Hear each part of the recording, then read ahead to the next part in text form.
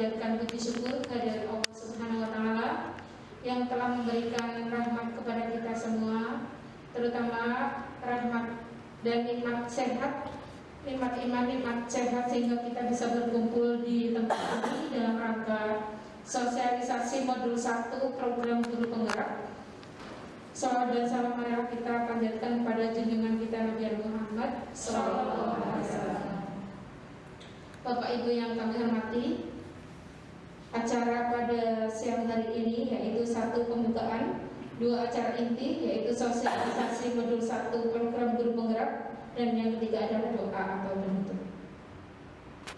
Untuk acara yang pertama yaitu pembukaan, marilah kita buka acara pada siang hari ini dengan membaca basmalah bersama-sama.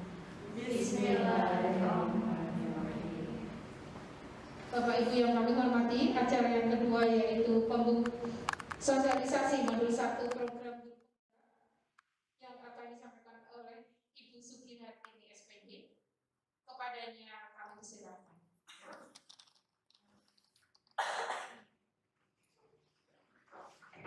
Assalamualaikum warahmatullahi wabarakatuh. Waalaikumsalam warahmatullahi wabarakatuh. Alhamdulillah kita bertemu di ruangan ini dalam acara sosialisasi modul 1 program guru penggerak. Sebelumnya kami berdua mengucapkan terima kasih atas kesediaan dari Bapak Ibu Guru dalam kegiatan sosialisasi ini. Sebenarnya saya bukan mau bersosialisasi, tapi kita sharing bareng-bareng ya. Sharing apa yang sudah kami dapat selama 8 minggu atau 1 bulan lebih dalam mempelajari modul 1. Nah, di modul 1 ini ada beberapa bagian, tapi yang akan kami sharing itu hanya 2, yaitu refleksi filosofi pendidikan nasional Ki Hajar Dewantoro dan budaya positif. Nah, di sini nanti kami berdua, saya dengan Bu Yuli, itu akan menjelaskannya itu secara bergantian, ya, secara bergantian. Jadi sama-sama mau menjelaskan 2 materi tersebut. Oke, kita akan sama-sama, bukannya saya mau mengajari, tapi kita sharing ya. Kita sharing yang kita mulai yang pertama yaitu refleksi filosofi dari Ki Hajar Dewantoro. Dasar-dasar untuk pendidikan Ki Hajar Dewantoro. Nah, di sini untuk dasar-dasar Ki Hajar Dewantoro, maksud dari pendidikan adalah menuntun. Dikasih kata mereka menuntun segala kekuatan kodrat yang ada pada anak-anak agar mereka dapat mencapai keselamatan dan kebahagiaan yang setinggi-tingginya, baik sebagai manusia maupun anggota masyarakat. Ini adalah dasar dari Ki Hajar Dewantoro, atau kita sering menyebutnya dengan Ki Hajar Dewantoro. Dasar-dasarnya di mana kita sebagai seorang pendidik itu akan menuntun kekuatan kodrat pada anak-anak. Jadi setiap anak itu mempunyai kekuatan yang berbeda-beda. Jadi setiap anak itu mempunyai kekuatan yang berbeda-beda. Jadi di sini kita tidak boleh menyamakan, anak yang satu harus sama dengan anak yang satu lagi. Itu tidak, kita tidak boleh seperti itu. Kemudian untuk dasar dari menuntun di sini, yang pertama yang sering kita lakukan atau sebagai seorang pendidik adalah ing ngaso sungkudo, ing madyo mangkaso tutburi handa yani. Nah, ini adalah selamat bagi manusia anggota masyarakat. Ing ngaso sungkudo, maksudnya ya gimana kalau ing ngaso sungkudo? Ing ngaso sungkudo maksudnya bagaimana? Di depan kita memberi contoh. Kemudian yang kedua, ingaso di tengah memberi gimana, di tengah memberi semangat. Terus tuturi ada Ya ini kita harus memberi contoh yang baik. Oke. Dasar-dasar yang berikutnya adalah kodrat anak atau merdeka. Anak itu menginginkan yang merdeka. Manusia merdeka adalah manusia yang hidupnya lahir atau batin tidak tergantung kepada orang lain, akan tetapi bersandar atas kekuatannya sendiri. Di sini seorang anak akan hidup dengan kekuatannya sendiri. Nah, tugas kita itu hanya sebagai menuntun, tidak bisa merubah kodrat yang sudah ada pada anak tersebut. Maksud dari pengajaran dan pendidikan yang berguna untuk kehidupan bersama ialah memerdekakan manusia. Nah, kita memerdekakan manusia. Kemudian pengaruh pengajaran itu umumnya merdeka manusia atau hidup lahir. Sedang merdeka hidup batin itu terdapat dari pendidikan. Merdeka batin itu pendidikan, kalau merdeka lahir itu adalah pengajaran. Oke, mungkin selanjutnya nanti akan diterangkan oleh Bu Yuli. Silakan. Assalamualaikum warahmatullahi wabarakatuh. Saya melanjutkan tentang dari filosofi Ki Hajar Dewantara. Nah, ini yang sering kita salah kaprah ya. Kita sering menganggap bahwa anak itu adalah kertas putih yang masih kosong ya, atau gelas yang belum ada isinya, yang bebas kita isi apa saja, atau kertas itu kalau kertas boleh kita tulis apa saja sesuai kehendak kita. Nah, menurut Ki Hajar Dewantara bahwa anak itu bukan kertas kosong yang bisa digambar sesuai keinginan orang dewasa.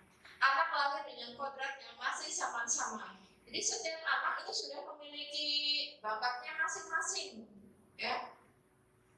Nah, tugas kita sebagai pendidik itu adalah menuntun atau memfasilitasi atau membantu anak untuk menebalkan garis sama-sama agar dapat memperbaiki lakunya untuk menjadi manusia yang seutuhnya. Jadi kita bukan mengisinya dari awal ya, tapi kita menuntun anak tersebut supaya kodrat yang dia miliki itu dapat tercapai dengan sebaik mungkin ya. Jadi kalau ilmuwan di bidang pendidikan kan istilahnya tabula rasa ya. Nah, kalau menurut Ki Hajar Dewantara itu bukan tabula rasa.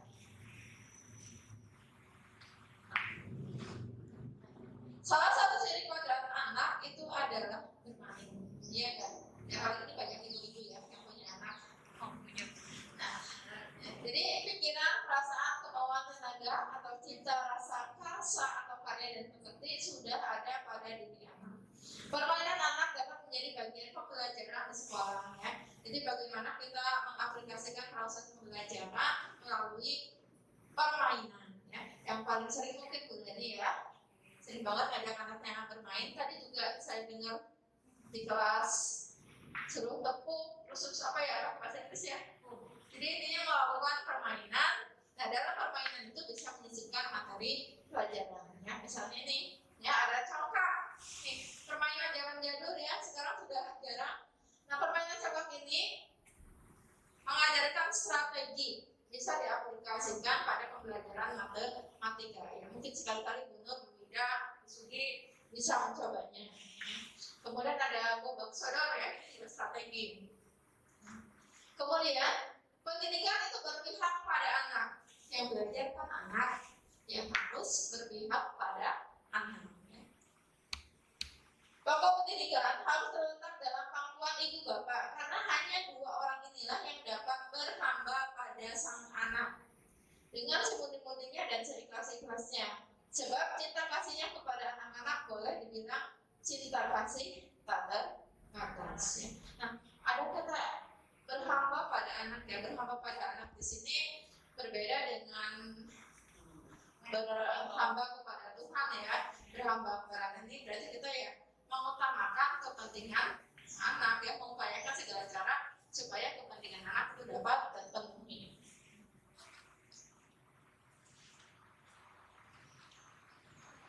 Nah, menebalkan anak dengan menebalkan laku anak dengan kekuatan konteks diri anak.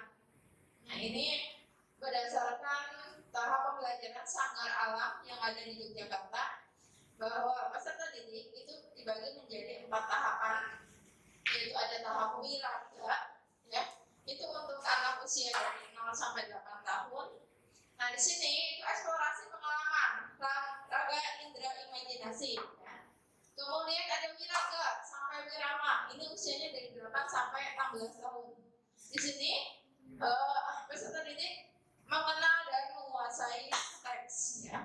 Nih. Kemudian pengenalan riset atau proyek pendek atau durasinya pendek, ya. Kemudian ada wiraga sampai wirama, usia 8 sampai 16 tahun. Nah, di sini memperdalam dan memperluas konteks seperti keterampilan bertanya. Kemudian yang terakhir ini tingkatan yang paling tinggi, wirama, antara 16 sampai 24 tahun. Ini untuk pelajar tingkat SMA. Kemudian itu ada gambar-gambar, ya, antara wiraga yang masih senang bermain, wiraga sampai wirama, kemudian wirama. Wirama itu masa sosial sudah mulai berkembang. Budi pekerti, watak, karakter adalah bersatunya atau perpaduan harmonis antara gerak, pikiran, perasaan, dan kehendak atau kemauan sehingga menimbulkan tenaga atau semangat. Nah, jadi budi itu pikiran, perasaan, kehendak atau kemampuan, sedangkan pekerti itu artinya tenaga. Jadi kalau cipta, rasa, karsa atau karya, pekerti atau tenaga itu sama dengan keseimbangan atau keselarasan hidup. Jadi mana kalau kita bisa menyelaraskan semua, udah hidupnya bahagia. Tapi yang selesai, Bu, ya. Contohnya gambar yang sedang membuat temenan, kelihatannya juga adem kan, ya. Lanjut, Bu. Ini dasar pendidikan Ki Hajar Dewantara itu bisa diibaratkan seperti mengatur pengairannya, bagaimana cara menghilangkan gulmanya atau hama-hama dan yang lainnya, memberi pupuk dan air, ya. Seperti pendidik juga, ya. Bagaimana cara dia merawat anak didiknya, bukan hanya memberikan materi ulangan nilainya bagus, ya. Bukan cuma seperti itu, tapi bagaimana cara kita memperbaiki tingkah lakunya dan juga budi pekertinya.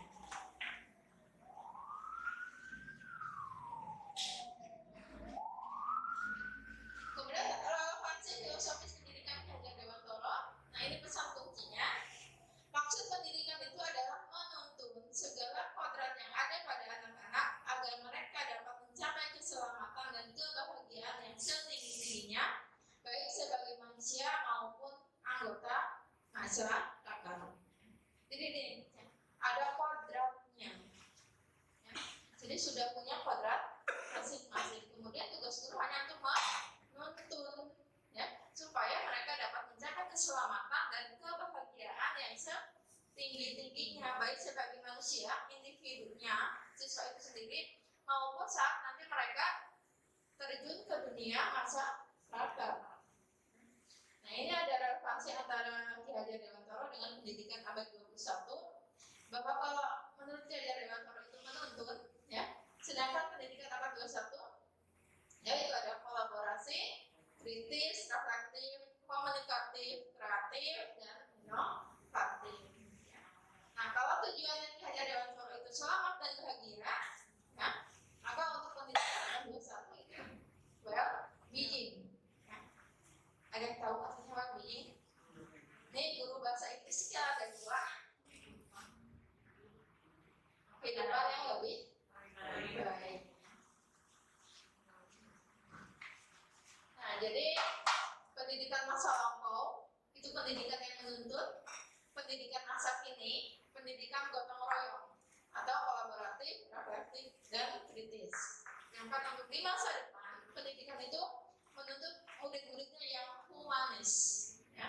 Jadi penuh kasih sayang, hati yang bersih dan jujur, yang selamat dan bahagia atau sudah well-being.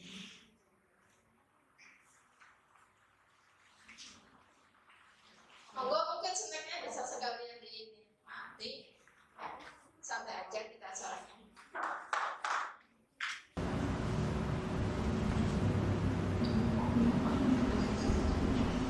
Budaya positif atau ekosistem positif ya.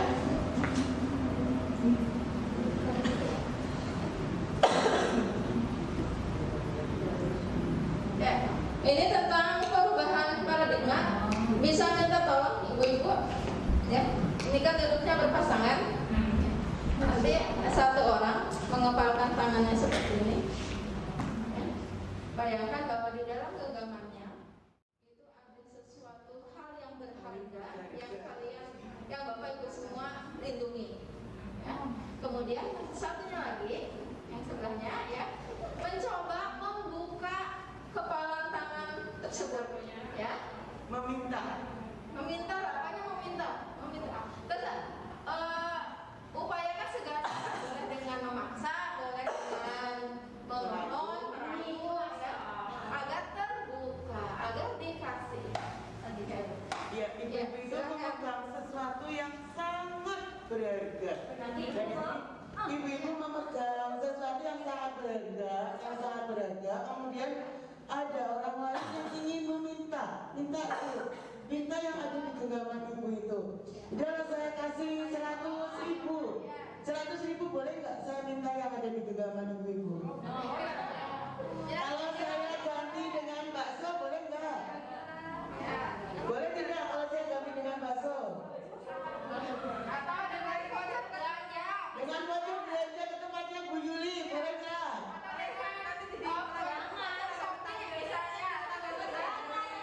Boleh tidak? Diganti dari ditawar dengan 2 juta? Nggak boleh juga, Bu Yuli gimana? Nggak boleh juga.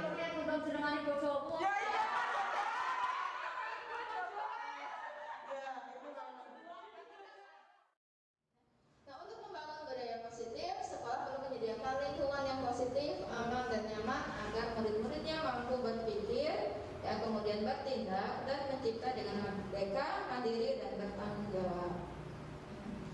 Nah, ini ada beberapa teori tentang paradigma ya. Yang pertama bahwa ini menurut Dr. William Glasser dalam kontrol teori. Nah, terdapat beberapa miskonsepsi tentang kontrol, yaitu yang pertama ilusi bahwa guru mengontrol siswa ya. Ini sering kita lakukan kan ya. Nah, kita sering mengontrol siswa untuk melakukan ini ya. Nah, sebenarnya ya bahwa jika siswa tersebut memilih untuk tidak mengikuti apa yang kita ucapkan, itu bisa saja, sangat bisa ya. Tetapi saat siswa mengikuti apa yang kita suruh atau apa yang kita ucapkan, berarti siswa tersebut sedang membiarkan dirinya dikontrol oleh guru ya. Nah, itu untuk teori yang pertama ya. Kemudian teori yang kedua, masih ilusi kontrol, bahwa semua penguatan positif, efektif dan bermanfaat ya. Kita selalu menekankan ya, di rumah yang rajin belajarnya ya, biar besok masa depannya lebih baik. Sering nggak? Iya kan?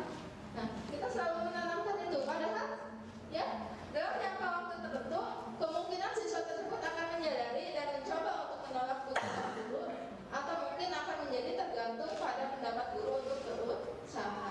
Ya. Jadi sisi positifnya, tadi mungkin melihatnya lebih hangat ya. Tapi sisi negatifnya bahwa murid bisa saja ketergantungan sama guru, jadi harus menunggu perintah atau motivasi dari guru terlebih dahulu baru mereka bisa bergerak. Kemudian yang ketiga bahwa orang dewasa memilih hak untuk memaksa. Ya. Misalnya kita memaksa anak-anak kita sekolahnya harus di mana, ya. Sering nggak? Ya. Perilaku yang memaksa itu mungkin baik untuk saat ini ya, saat mereka masih mengizinkan untuk kita kontrol. Tapi saat mereka sudah dewasa ya, mungkin ada sedikit pemberontakan ya, yang dilakukan oleh anak.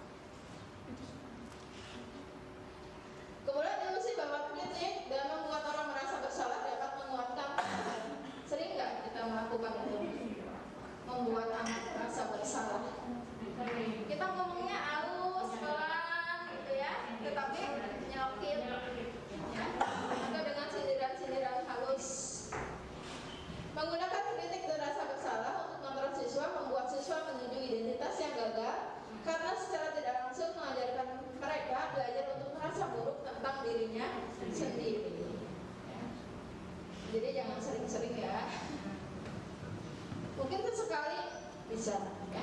Tapi tetap tekankan bahwa kritiknya kritik yang membangun ya, jangan cuma kritik tapi tidak bisa memberi solusi. Lanjut Bu.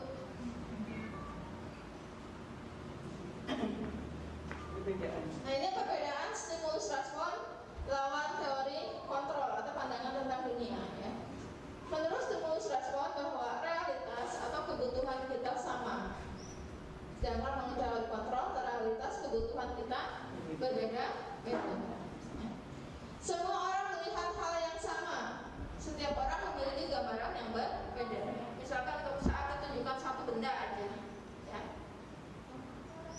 yang ada di pikiran kita kan pasti gak mungkin sama semua kan. Misalnya saya lihat ini laptop ya. Mungkin saja pikiran Bu Linda itu sih harganya berapa ya, atau pikirannya Bu Farida mungkin laptop saya lagi rusak memiliki yang berbeda. Kemudian menurut stimulus respon kita mencoba mengubah orang agar berpandangan sama dengan kita, sedangkan teori kontrol kita berusaha memahami pandangan orang lain terhadap dunia. Dan menurut saya kita lebih sering mencoba yang ini ya, kita akan berusaha mempengaruhi orang lain supaya berpikiran sama dengan kita ya.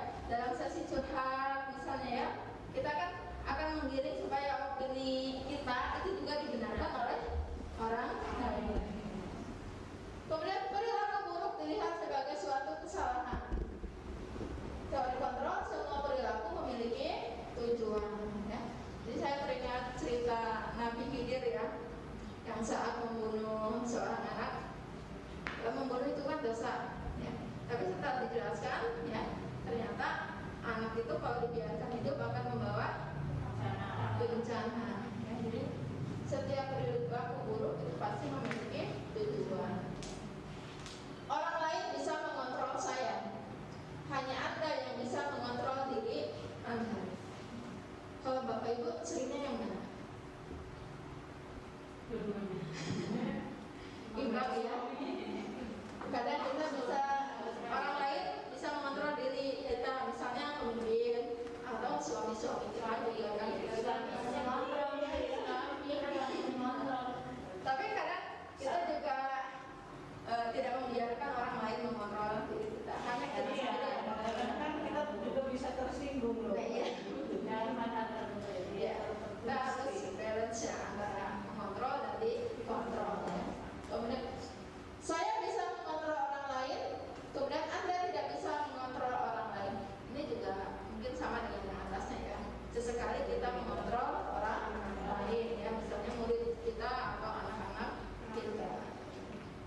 Pemaksaan ada pada saat tuntutan gagal. Kolaborasi dan konsensus menciptakan pilihan-pilihan baru. Jadi kita kan sering ya, misalnya di kelas bujuk anak, nah tugasnya dikerjakan ya. Gitu. Kita bujuk anak supaya mengerjakan tugas. Tapi ujung-ujungnya kalau mereka tidak mengerjakan, kita kan mengajar kan. Kalau nggak mengumpulkan nanti nggak dapat nilai. Jadi kalau secara teori kontrol bahwa kolaborasi dan konsensus menciptakan pilihan-pilihan baru. Jadi kita seperti memberi pandangan, tugas ini fungsinya untuk ini. Tapi kalau kalian tidak mengerjakan, ada konsekuensinya. Kemudian yang terakhir bahwa berpikir itu menang kalah, sedangkan teori kontrol berpikir menang. Sebenarnya tambahan lagi ya Bu, ini sebenarnya untuk belajar kita ya, sebenarnya kita harus mulai meninggalkan stimulus respon yang selama ini kita pakai kan stimulus respon ya, ya betul. Karena kalau pokoknya kamu harus menang, kamu kalah ya kalah, bisa contoh seperti itu. Padahal kita harus memakai teori kontrol. Teori kontrol kita pakai, walaupun anak kadang kalah kan langsung gimana sedih dan gimana, kita ngomong-ngomongi kamu itu nggak kalah, tapi kamu adalah menang. Nah di sini yang tadi beliau dicontohkan antara stimulus respon yang seperti yang sudah kita lakukan dan bagaimana caranya nanti kita berubah menjadi teori kontrol. Maksudnya seperti itu. Nggak bisa instan ya Bapak Ibu, berproses dan pastinya membutuhkan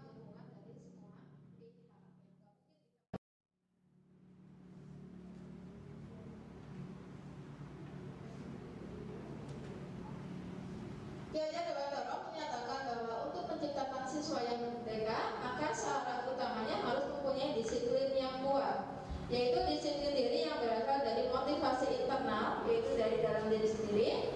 Jika tidak mempunyai motivasi internal, maka diperlukan motivasi eksternal atau dari orang lain.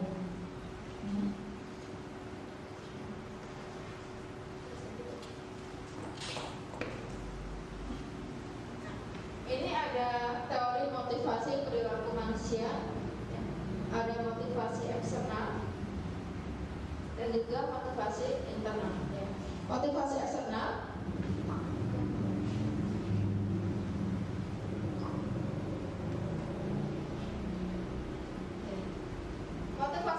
yang berasal dari luar. Pertama, untuk menghindari ketidaknyamanan atau hukuman. Jadi apa yang akan terjadi apabila saya melakukannya? Misalnya, saat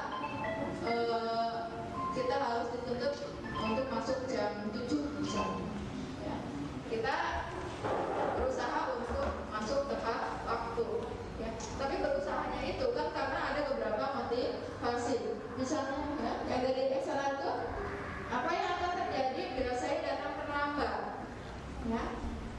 Pasti saya akan dimarahi oleh kepala sekolah, atau pasti anak-anak saya akan terlantar.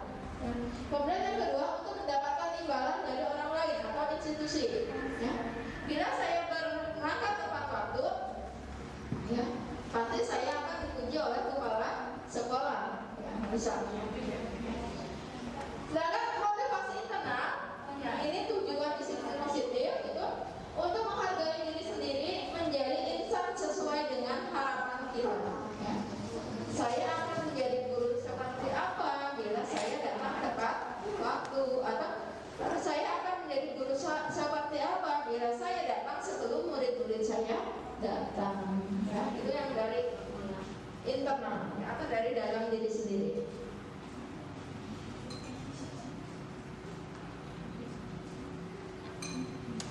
Ini tadi motivasi perilaku manusia menurut Diana Rosa.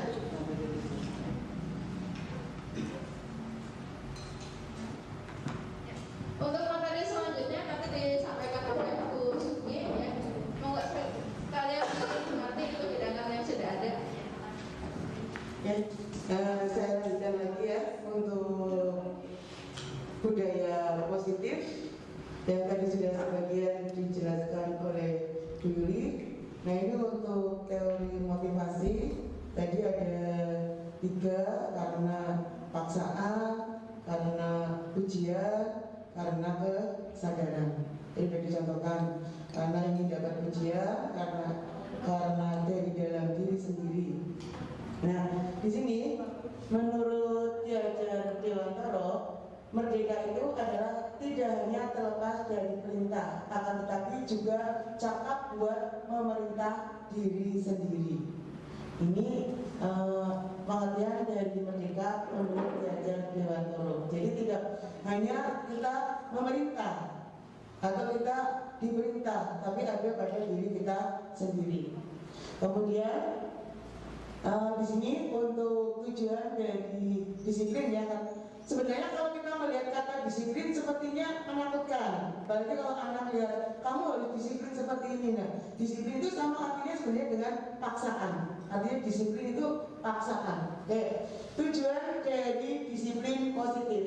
Tujuan dari disiplin positif adalah untuk menanamkan motivasi kepada semua siswa kita agar mereka menjadi orang yang merdeka, yang mereka inginkan dan menghargai diri sendiri dengan nilai-nilai yang mereka percayai. Nah, motivasi ini berasal dari siswa, itu namanya motivasi internal, sehingga akan berdampak jangka panjang dan tidak akan terpengaruh dengan adanya hukuman atau hadiah. Nah, yang berikutnya kita bedakan dengan keyakinan kelas.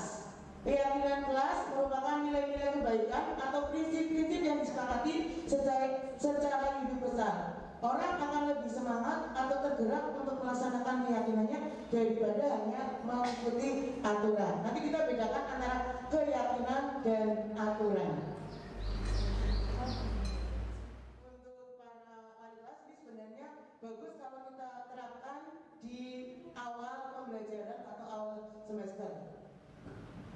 Ini untuk pembentukan keyakinan kelas, sebenarnya untuk para wali kelas ya. Jadi nanti bagaimana untuk membentuk keyakinan kelas, bedanya keyakinan kelas kan sudah ada peraturan, sudah ada tata tertib.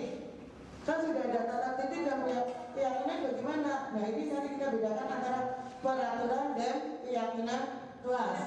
Membentuk keyakinan kelas bersifat lebih abstrak daripada peraturan yang lebih rinci dan nyata.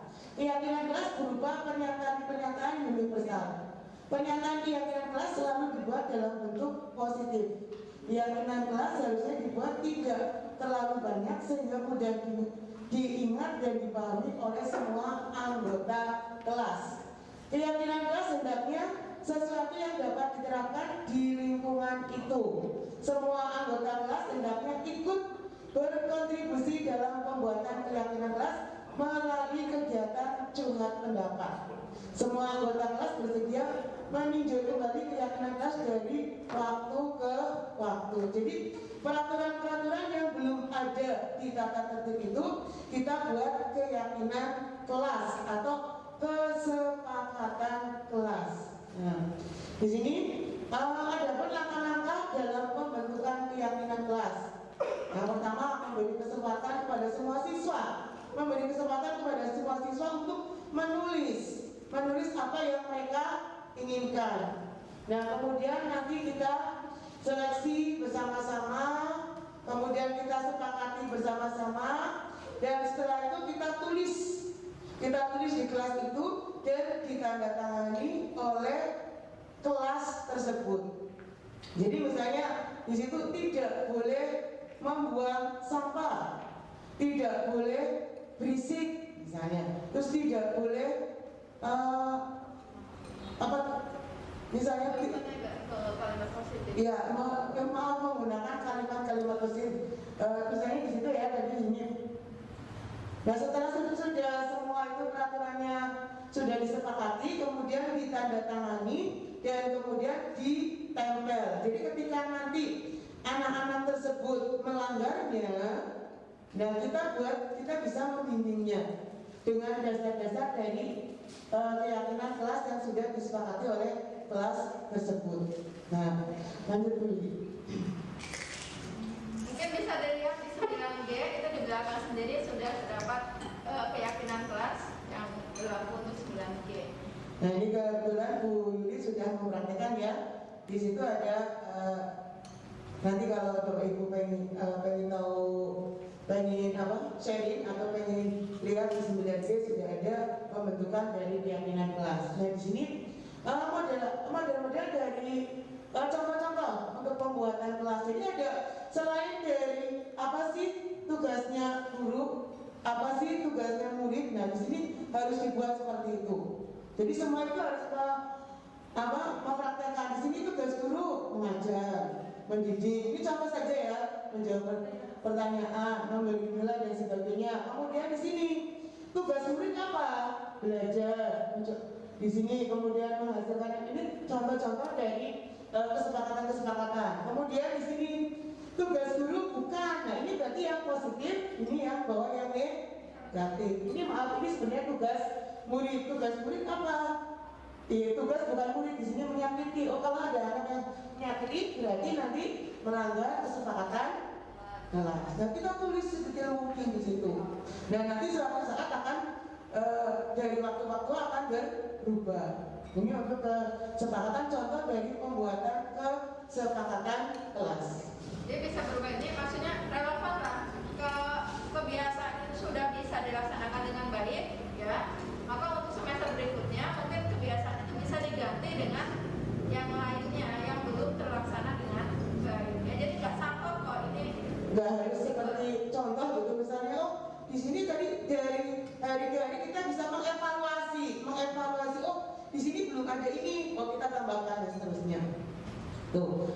Nah di sini contoh untuk dalam menerapkan keyakinan kelas, jika terjadi pelanggaran tentu akan adanya sanksi atau hukuman atau restitusi. Nah kalau ada kata restitusi sebenarnya saya juga bingung, ini yang lebih tahu itu mungkin Mbak Dini Erlinda ya Mbak. Karena ini pelajaran BK sebenarnya nggak psikolog, sebenarnya saya juga sama ini. Kalau mau menerangkan restitusi itu bingung, karena restitusi adalah pengganti, ya kan? Pengganti, kalau dalam perpajakan kan pengganti di sini. Untuk pengganti hukuman, tapi membuat yang dihukum itu menjadi positif. Nah, dia kasih begitu kan? Jadi mengganti hukuman. Bukan kita menghukum langsung kamu salah, kamu harus seperti itu, enggak. Tapi kita anak itu berbuat salah atau melanggar keyakinan kelas, tapi bagaimana caranya kita tuh mengarahkan anak itu biar menjadi lebih positif. Ya kan seperti itu Ibu ya? Nah, itu yang saya tanggap itu seperti itu. Jadi tidak kamu salah, kamu nggak pernah mengerjakan PR, kok kamu nggak pernah. Nah, setiap guru kadang-kadang kita sering seperti itu kan.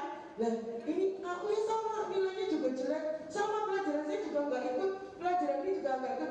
Nah, ya kita bersama-sama lah, jangan seperti itu. Kita sedikit anak itu kenapa? Kok anak itu tidak mengerjakan PR? Anak itu kok kenapa tidak masuk sekolah? Anak itu kok kenapa sering bolos? Nah, jadi tidak langsung menghakimi. Jadi kadang kita satu anaknya kesalahannya sama pada guru itu, tidak pernah masuk, gitu kan? Kadang-kadang, oh ya pelajaran saya si A nggak masuk, pelajaran saya juga nggak masuk si A, kenapa ini? Nah, jangan langsung dihakimi, tapi kita lihat kenapa sih si A itu tidak berangkat? Kita dekati anak itu, kenapa kamu kok nggak masuk dan sebagainya. Jadi seperti itu mungkin dengan cara seperti itu mereka akan langsung bercerita. Mungkin karena ada apa di rumah dan sebagainya. Nah, mungkin untuk budaya-budaya seperti itu ya mulai sedikit-sedikit lah kita hilangkan, jangan langsung memvonis kepada anak. Baik, kita bersama-sama, bukannya kita lagi cari green ya, kita bersama-sama seperti itu. Kita terapkan untuk budaya positif. Nah, di sini untuk contoh dari perbedaan dari hukuman, sanksi dan restitusi saya tidak akan saya bacakan semua, hanya sebagian saja. Nah, jadi kalau hukuman itu sesuatu yang menyakitkan dan harus terjadi, ya kan? Kata-kata kamu dihukum lari misalnya, kan begitu. Kamu dihukum di lapangan, nah kan kalimat hukum itu sangat menyakitkan, ya tidak? Di badan, enggak, misalnya datang terlambat, kenapa? Terlambat padahal dia sudah berusaha berangkat kasih, tapi ternyata sampai sini telat juga. Seperti itu. Nah, di sini padahal kamu harus dihukum. Aduh, kata-kata hukuman itu selalu kan ingat-ingat terus. Saya kemarin itu ada hukum, saya dihukum dan sebagainya.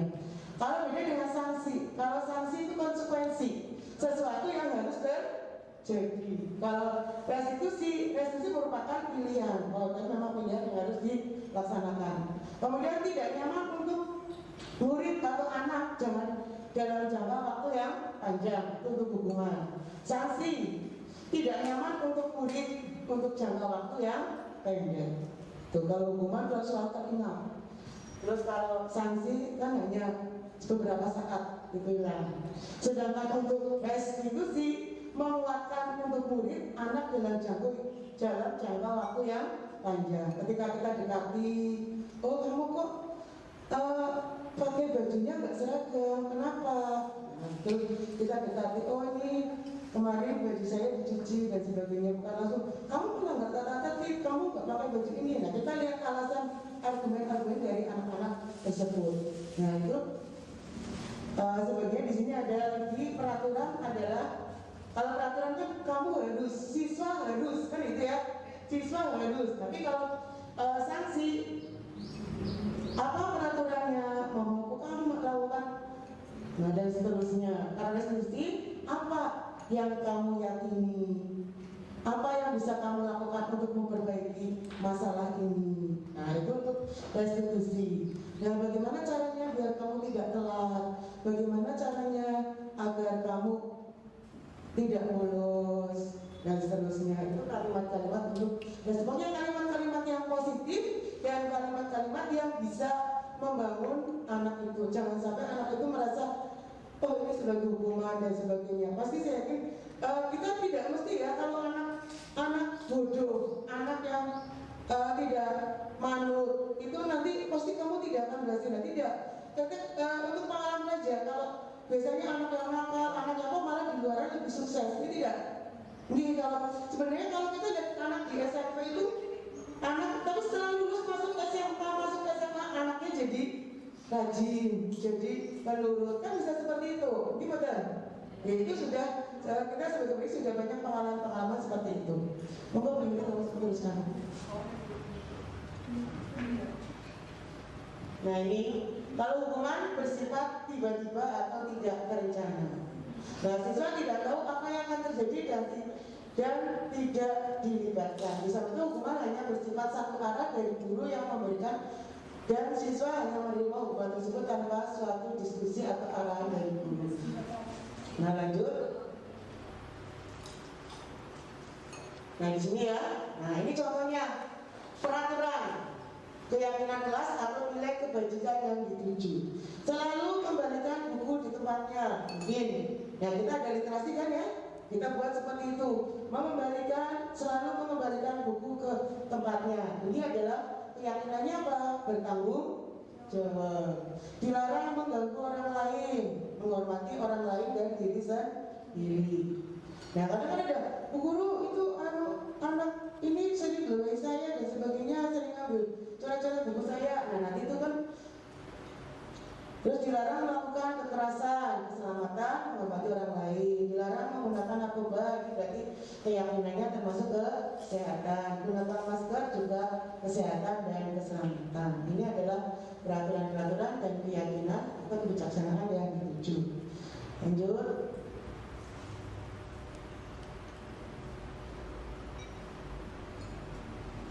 Nah ini yang sering anak dihukum oleh penghargaan.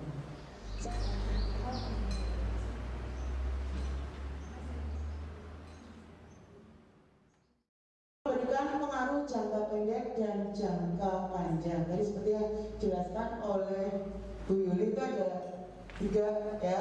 Nah kalau di sini ini untuk siswa. Kalau teman-teman tadi di sini pengaruh diberikan untuk membuat seseorang melakukan sesuatu dalam jangka waktu pendek. Jika terlalu sering menggunakan penghargaan, maka orang tersebut akan tergantung pada penghargaannya dan akan kehilangan motivasi internalnya. Lama-kelamaan orang tersebut menjadi tidak menyadari tindakan baik yang dilakukan. Nah misalnya dia mendapat pujian terus, ya kan? Lama-lama dia terlena. Terus penghargaan tidak efektif, penghargaan mempengaruhi. Yang berikutnya penghargaan merusak hukuman, untuk penghargaan mengurangi ketepatan dan penghargaan menghukum. Nah, di sini. Nah di sini, contohnya hukuman bedakan hukuman 9 Nah ini, kadang-kadang kita sering melakukan ini ya. Nah, mencatat 100 kali di dalam buku kalimat. Saya tidak akan terlambat lagi. Kan sering ngomong seperti itu. Nah ini termasuk adalah hukuman karena sudah ada di peraturan. Lari mengelilingi lapangan basket 2 kali karena terlambat hadir ke sekolah, hukuman. Murid diminta untuk push up 15 kali karena tidak menggunakan masker ke sekolah, hukuman. Menggantikan kertas tugas teman yang telah dicoret-coret, ini bukan hukuman tapi namanya adalah sanksi. Membersihkan tumpahan air di meja tulis karena tersenggol pada saat belajar, ini juga sanksi. Ini juga bisa nanti masuk ke kesepakatan kelas. Nah ini adalah perbedaan contoh-contoh dari hukuman atau yang termasuk hukuman atau yang termasuk dengan sanksi itu.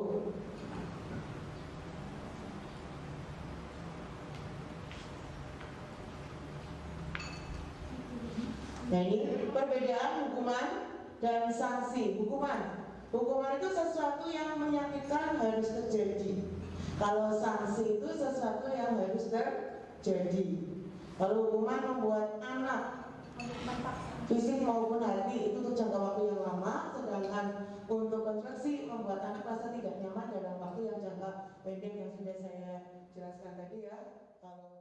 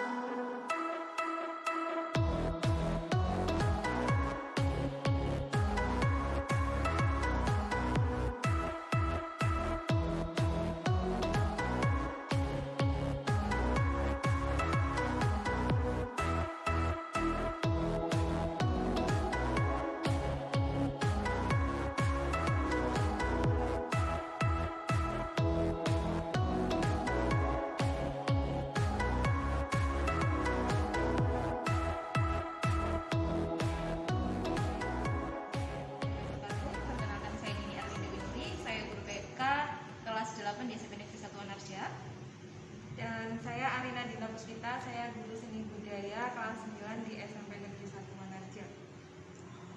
Oke, tanggapan saya pribadi gitu ya, setelah mengikuti kegiatan hari ini, alhamdulillah untuk ibu-ibunya Bu Sugi maupun Bu Yuliani keren, the best. Materi yang disampaikan pun sangat mudah untuk dicerna, bahkan materi tersebut bisa menambah wawasan bagi kami untuk mengevaluasi bagaimana pembelajaran kami ke depannya gitu. Dan mudah-mudahan hal itu seterusnya bisa menjadikan kami juga guru baik-baik dan guru yang cerdas-cerdas, hebat seperti beliau-beliau. Ya, paling menambahkan ya dari Mbak Linda sudah menyebutkan banyak.